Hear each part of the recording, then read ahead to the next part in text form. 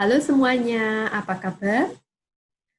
Salam sehat dan bahagia. Semoga kita semua tetap terjaga, sehat, tetap kuat, dan bersemangat dalam menghadapi situasi kondisi di sekitar kita. Hari ini, saya akan mencoba memaparkan tentang kesehatan mental, karena kesehatan mental ini sangat berpengaruh dalam menentukan daya tahan imunitas kita menghadapi virus COVID-19.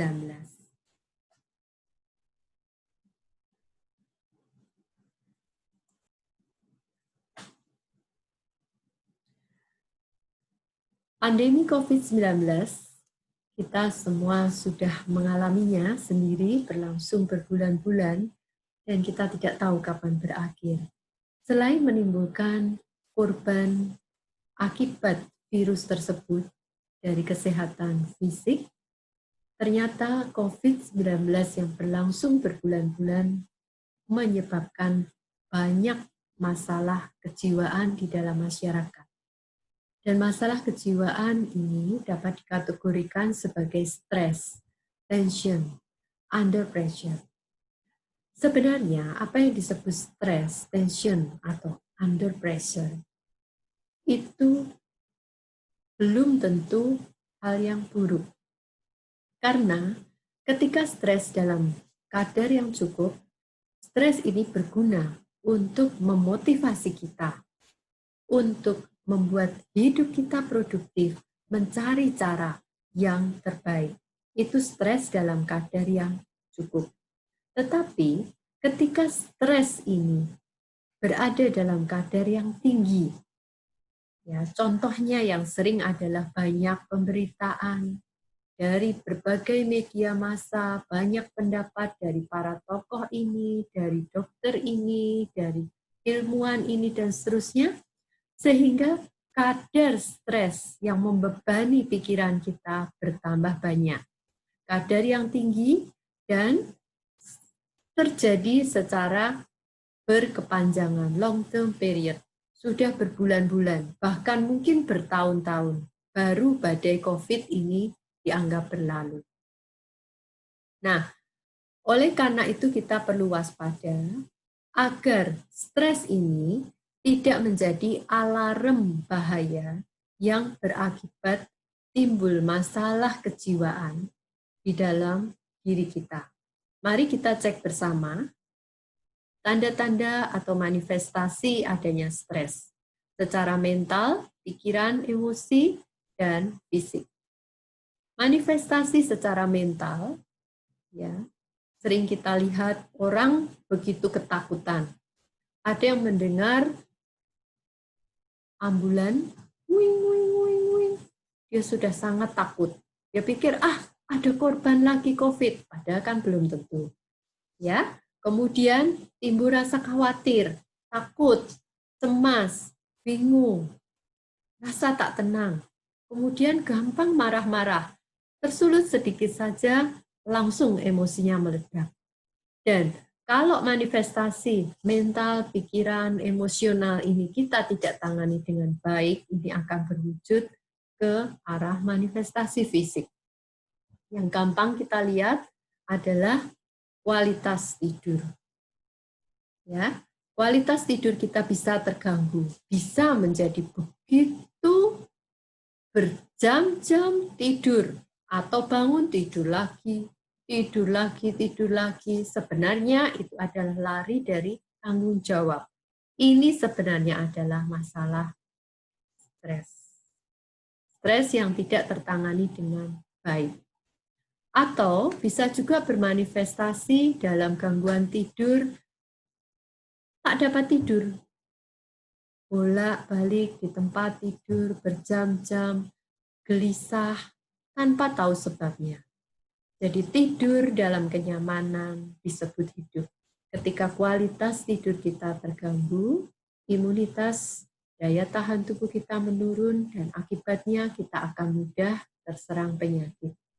Jadi kita harus tahu karakteristik dari virus COVID dan virus apapun sebenarnya. karena belum ada obat yang namanya obat virus. Berarti kita dari dalam, kita harus menjaga daya tahan tubuh kita. Jangan sampai menurun, bahkan kita berkuat. Sekarang kalau kita lihat orang marah-marah, nafasnya akan menjadi pendek. Padahal virus COVID ini banyak menyerang saluran pernafasan. Nafas sesak, nafas pendek, ini harus kita latih dengan bernafas panjang. Ketika kita bernafas panjang, maka 80% kapasitas paru-paru kita akan berfungsi dengan baik.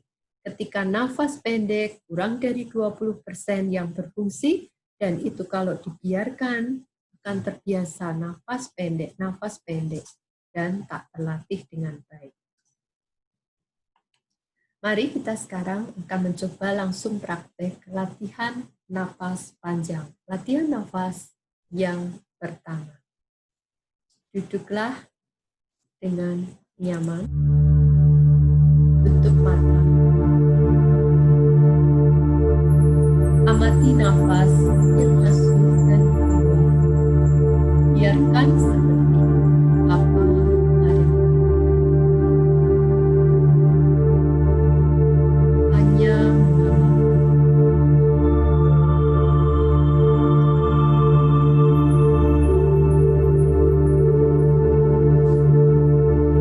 Ketika muncul pikiran, mengembara ke arah lain. Sadari dan kembalikan dengan ke arah pengamatan nafas. Belajar fokus mengarahkan pikiran ke kesadaran saat ini. Mengamati nafas.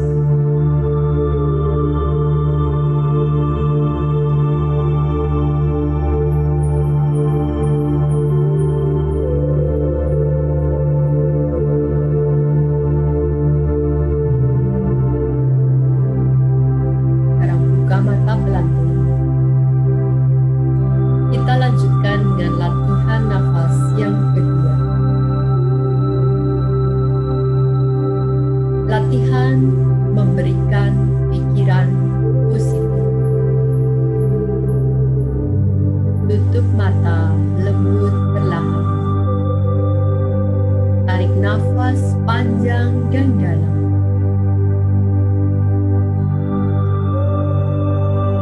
Keluar nafas panjang dan dalam.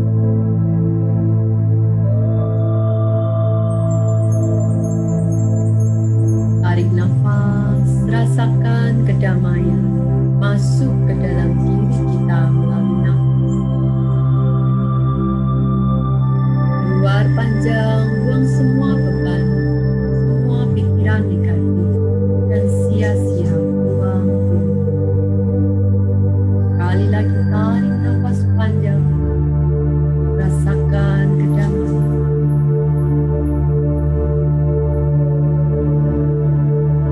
Keluar nafas, buang semua beban.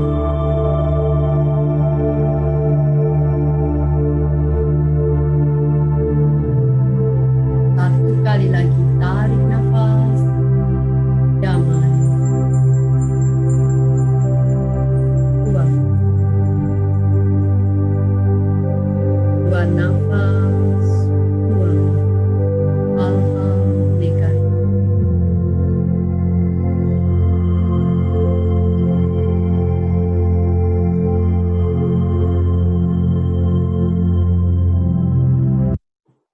Oke, buka mata pelan-pelan, kita lanjutkan. Lebih enak terasa? Ya, jadi kita bisa membedakan, merasakan bagaimana dengan latihan nafas sederhana yang bisa kita lakukan kapan saja kita ada waktu, sempatkan untuk itu. Bagaimana sekarang cara mengatasi problem mental stres tadi? Secara umum, ada cara secara eksternal maupun secara internal.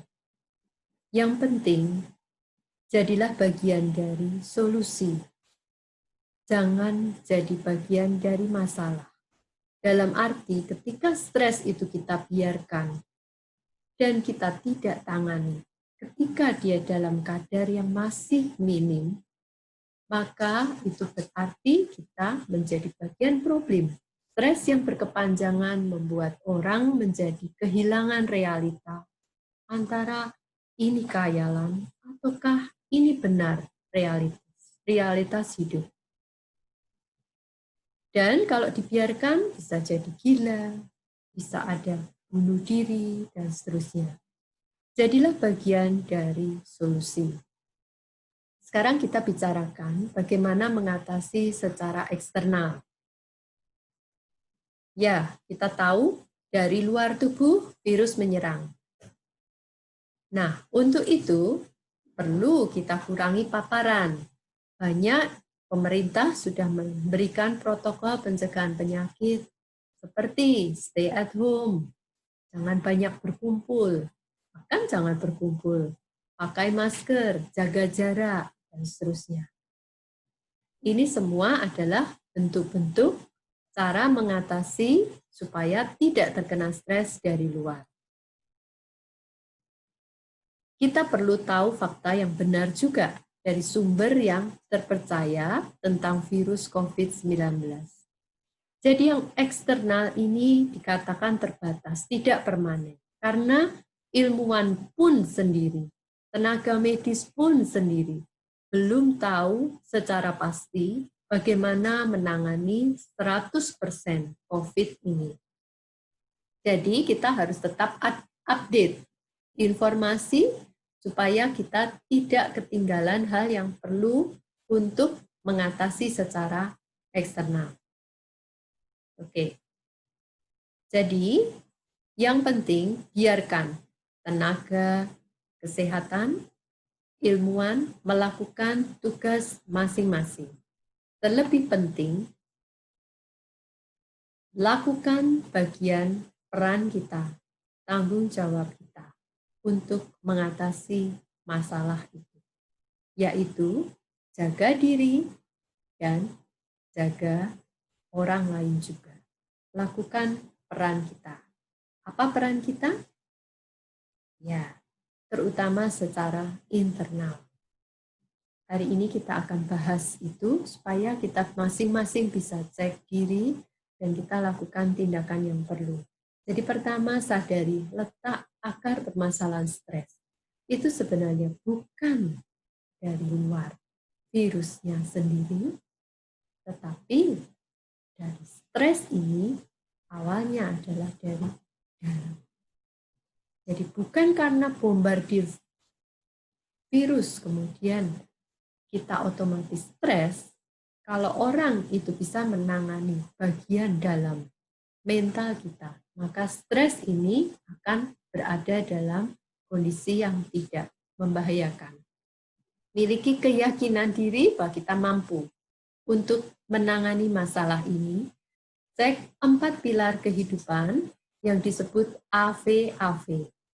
Setelah itu, kita pikirkan solusi yang tepat untuk masing-masing kita pribadi dan lakukan bagian peranmu.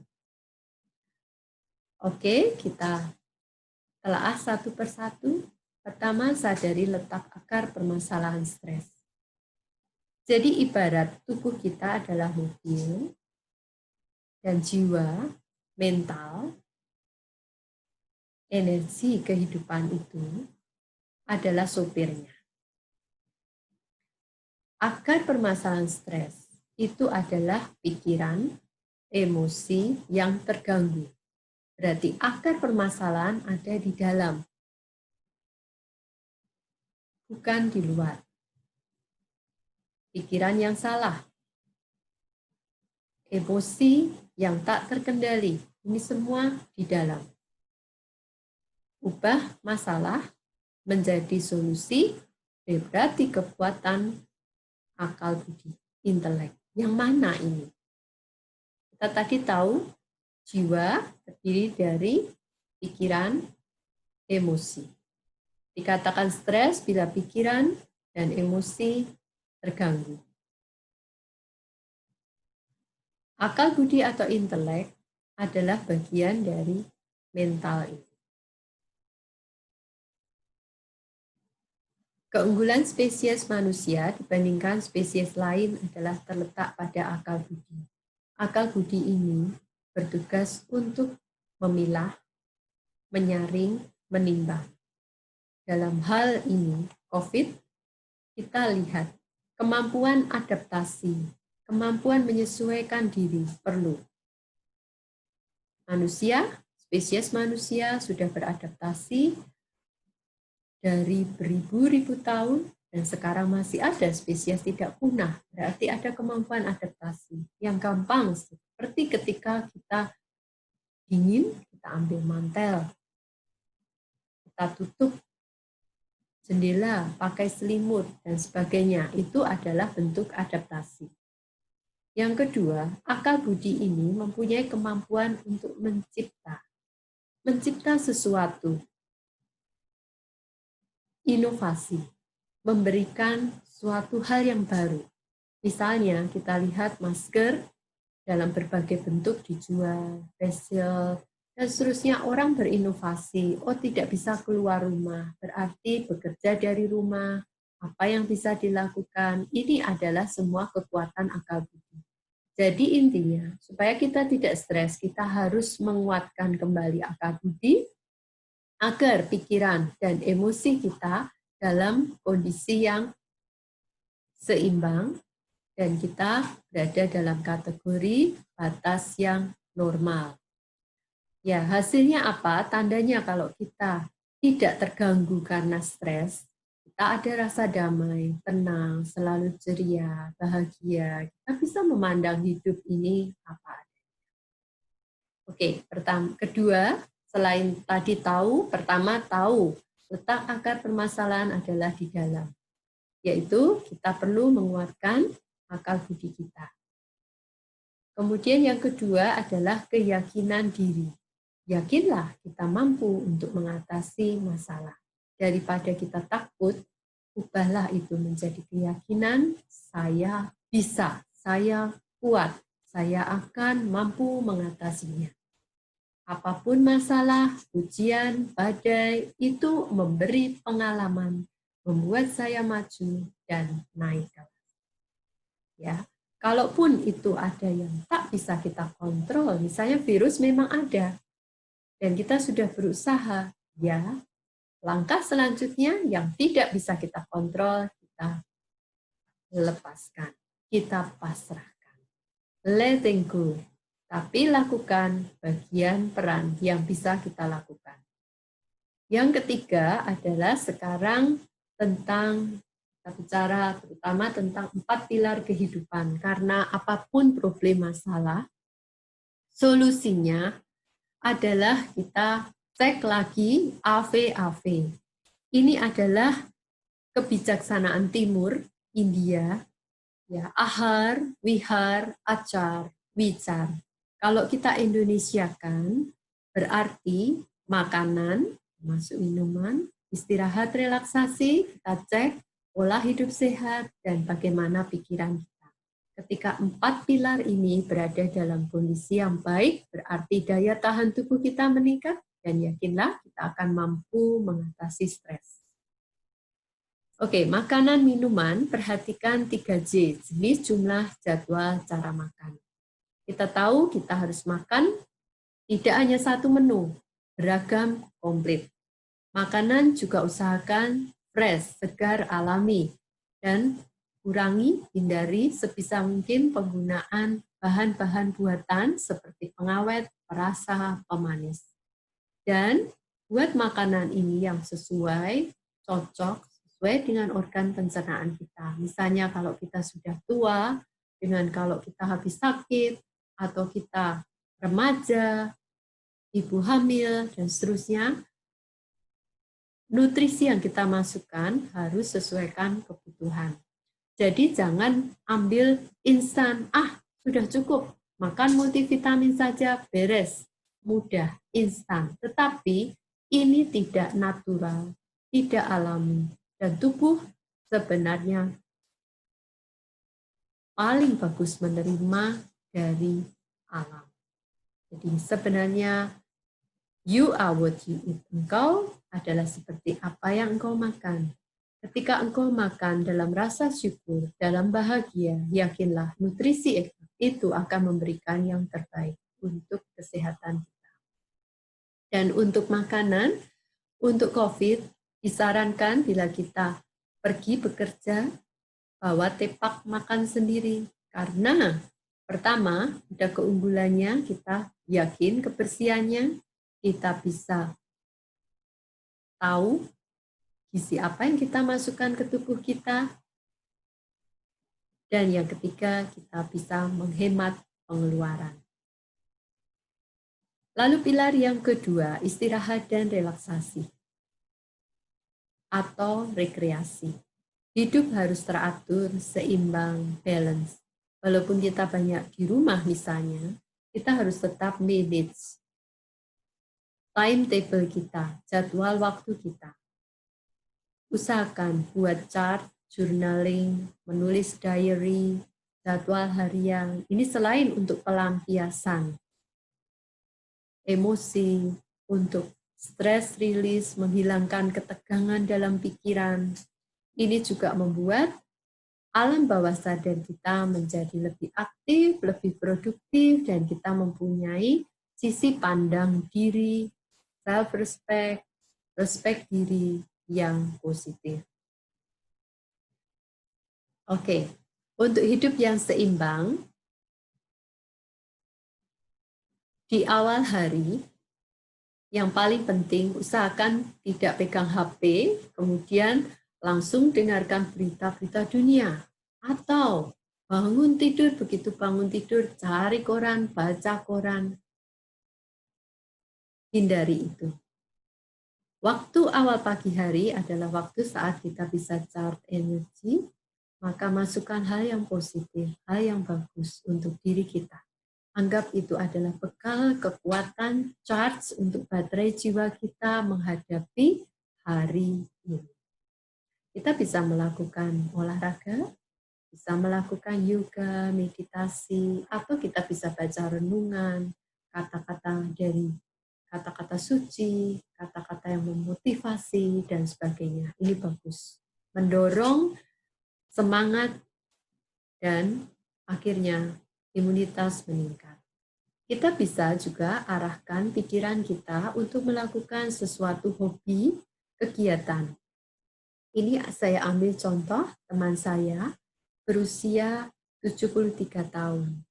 Pada mulanya dia mengisi hanya sebagai selingan, mengisi saat berada di rumah, stay at home dengan membuat lukisan, dan dari bulan Maret kita lihat lukisannya sudah terkumpul banyak. Dan dia sendiri merasa bahwa karena dia terbiasa melukis, semakin bagus. Dan dia berkata, ini nanti bisa saya bikin suatu pameran lukisan. Dan siapa tahu kalau terjual mahal, berarti kan produktif. Ya. Demikian juga ini contohnya, ini di kebun saya. Ya, kebun hanya sedikit tempatnya, tetapi kita bisa misalnya isi pot-pot dengan menanam sayur-sayuran yang mudah saja seperti bayam, kangkung, ginseng, tebarkan biji, beberapa hari kemudian sudah tumbuh. Jadi intinya nikmati kesenangan. Bawa kebahagiaan, kegembiraan dalam hidup. Relax. Ya, maka imunitas kita, daya tahan tubuh kita akan meningkat. Kemudian waktu tidur malam paling lambat pukul 10.30 malam, ini sesuai dengan kerja hormon melatonin, hormon tidur kita. Jadi jangan sampai kita menyimpang daripada pola alami tubuh kita. Saat tidur malam juga kita harus bersihkan pikiran di tubuh kita. Jaga keseimbangan supaya organ-organ tubuh kita terjaga baik. Ini untuk pola hidup sehat Ya, kita bisa melakukan olahraga dan jangan lupa tiap 90 menit, 60-90 menit ubah aktivitas apapun itu, mungkin sekedar berjalan-jalan, menikmati pemandangan, mengambil minuman dan sebagainya. Intinya pikiran menjadi tetap aktif, terjaga, rileks, seimbang. Ya, isi hidup dengan kegiatan yang bermanfaat. Terus yang keempat adalah pengelolaan pikiran. Kita tahu ada jenis pikiran positif, negatif, pikiran yang perlu dipikirkan atau sia-sia. Maka dari semua jenis pikiran ini, arahkan selalu pikiran kita ke arah yang positif dan bermanfaat. Salah satunya adalah melalui yoga. Sehingga ketika pikiran kita manajemen dengan baik, stres itu akan hilang. Oke? Nah, sekarang kita akan melakukan latihan yoga secara praktek yang sederhana. Yoga berasal dari kata yuds, akar kata yang berarti koneksi. Apa artinya? Yaitu mengarahkan pikiran supaya bisa fokus ke arah yang kita mau. Bukan kita mau lurus, pikiran menyimpang ke sana, ke sini. Ya, yoga secara kelompok, ada dua kelompok besar, yaitu Hatha Yoga dan Raja Yoga. Hatha Yoga, kita fokus pikiran dengan sarana gerak badan dan nafas. Raja Yoga, fokus pikiran melalui meditasi, olah jiwa. Ini sebenarnya mengaktifkan akal budi kita kembali, sehingga pikiran positif yang kita pakai. Ya, menghilangkan stres. Mari kita akan lakukan latihan bersama. Ya, jadi untuk Hatha Yoga kita coba Anulom Vilom Pranayam, latihan yang sangat sederhana, mungkin di antara kita sering melakukannya. Kemudian nanti dilanjut dengan Raja Yoga. Yakinlah, untuk setiap masalah pasti ada solusi. Transformasi diri untuk transformasi dunia.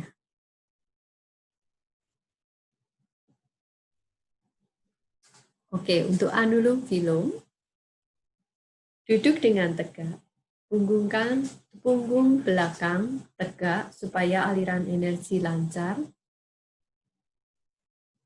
Tangan kiri, telunjuk, dekatkan telunjuk dengan ibu jari, 3 jari, lurus, rileks, letakkan di pangkuan. Tangan kanan, telunjuk dan jari tengah, letakkan di tengah dahi. Ini titik pressure untuk relaksasi, untuk menghilangkan stres. Sedangkan ibu jari dan jari manis bergantian membuka, menutup. Oke, kita punya 2 lubang hidung. Hidung sebelah kiri untuk rilis, rileks. Hidung yang kanan berguna untuk aktif, semangat. Jadi kita bisa jaga keseimbangan, rileks dan aktif melalui latihan nafas. Tutup hidung kanan dengan ibu jari. Tarik nafas kiri.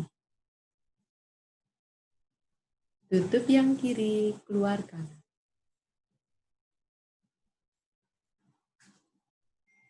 Tarik kanan. Keluar kiri. Itu 1 set, kita lakukan 1 set lagi, tarik kiri. Keluar kanan.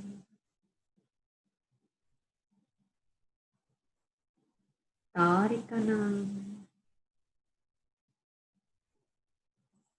Keluar kiri.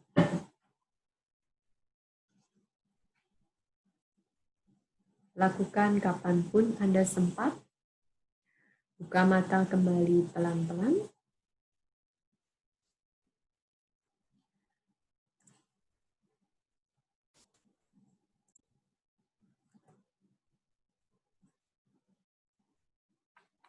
Oke, sekarang kita akan melakukan latihan yang kedua, yaitu meditasi Raja Yoga.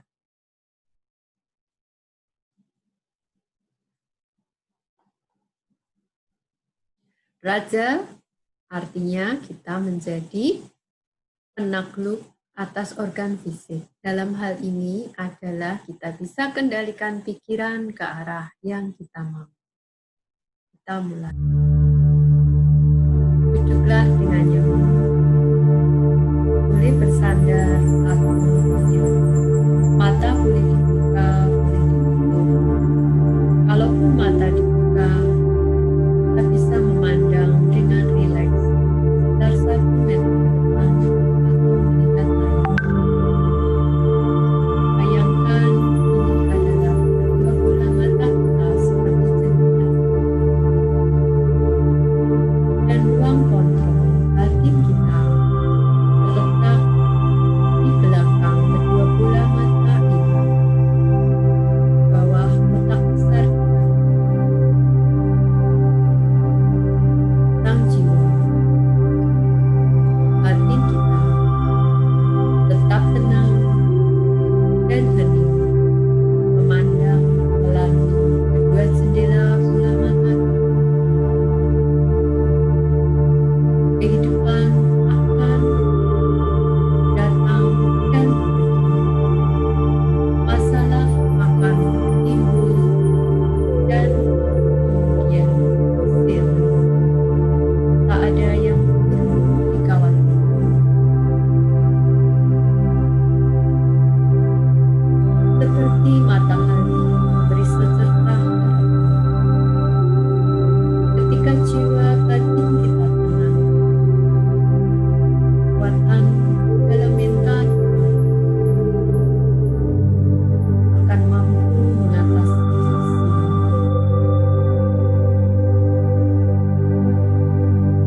Lihatlah segala peristiwa, segala kejadian, apapun itu, baik atau buruk, sebagai sandiwara kehidupan untuk memberikan pengalaman, membuat hidup kita lebih maju. Apapun terjadi, ada manfaat di baliknya. Amati semuanya.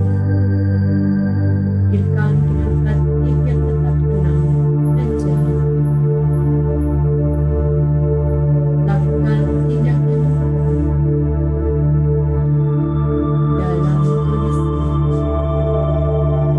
batin, mental yang tetap tenang.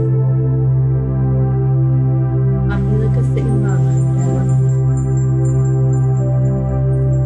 semua yang terjadi harus terjadi. Setiap masalah ada solusi.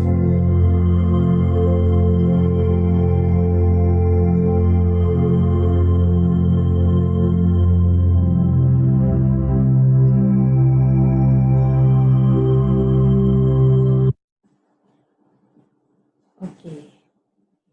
Ya, demikian tayangan hari ini. Semoga apa yang dipaparkan bisa memberikan manfaat yang terbaik untuk kita semua.